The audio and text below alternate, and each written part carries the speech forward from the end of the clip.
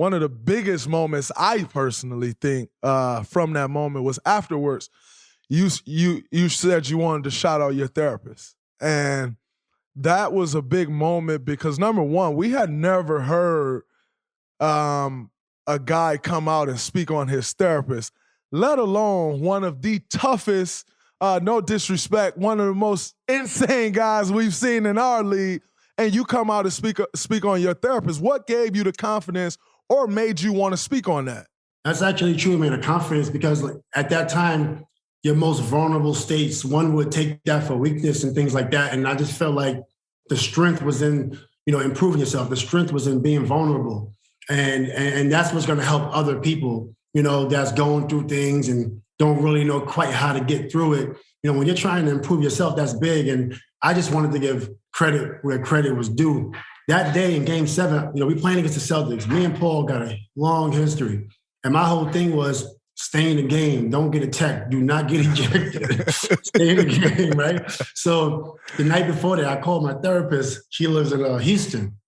And meanwhile, I've been ejected from like 4 playoff series against the Spurs, against the Lakers with the Rockets, against the Celtics in Indiana, against the Pistons, a game to go to the finals. I get a flagrant. Game is tied. They go up 4, free throws, score, and win by 4, go to the finals and win, right? So this is I'm like, how can I gain control over this? So I call her up and I say, hey, I need you to come in the morning because I just don't feel right. And she comes that morning. I go to shoot around. I come back home. We have a quick session, and we just talk about it, like be ready for anything and enjoy the game and stay in the moment. And then we win the championship, which is like crazy to me. I never thought I'd be in a situation to win the title after my career. And now I got this championship. I was just like, you know what? Let me just think my psychologist. I said psychiatrist. I didn't even know the difference. I said, let me think my psychiatrist. And she called me up and she was like, hey, Ron, I'm not a psychiatrist. I'm just a psychologist. I said, oh, okay, cool.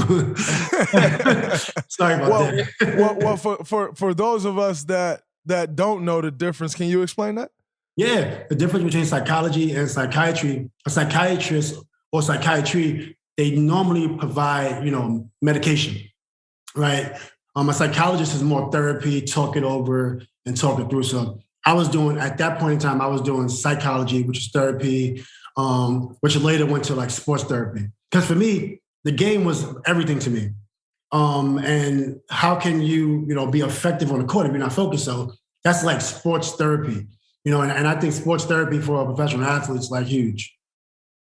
And like I said, it wasn't, no one spoke about it before you did that. And I think you kind of, you pulled a lid off some things when you did that. Did you see a change in the way the league started attacking mental health after you did that? Or do you think it still took a while for the league to kind of catch up?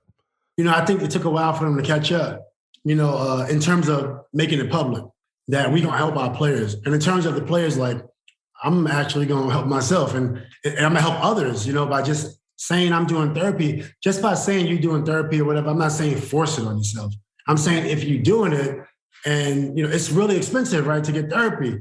And also it's a stigma attack. So it's just so many different things.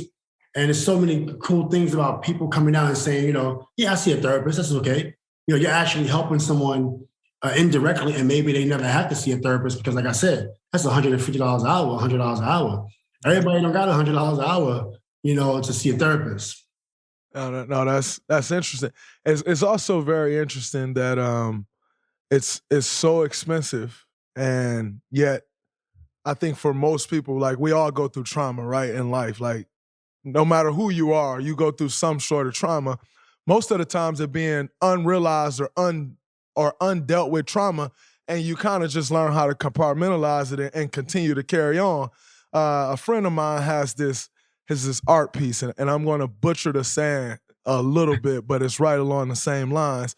And it says something about why is a funeral so expensive? A broke man ain't got no business dying. And it's along the same lines of therapy. It's it's so expensive, yet we go through all of this, all the things that we go through in life.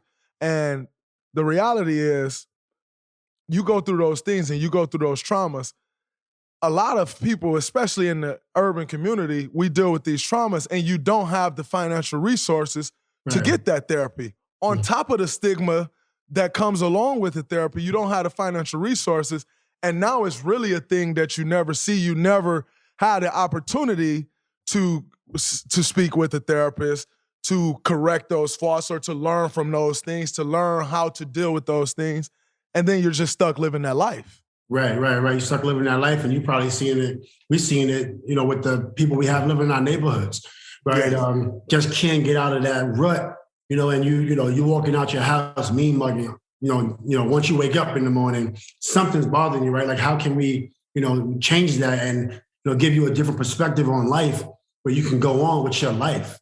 Whether you're getting educated, whether you're taking a trade, whether you want to build a family, different things like that, versus having this blockage, which is kind of mental health issues or mental health, illnesses, whatever the case may be, that's blocking you from, moving on with your life and your career, and different things like that, and your family. So I think, I just think it was very important that I came out, and definitely and gave some exposure and released the stigma.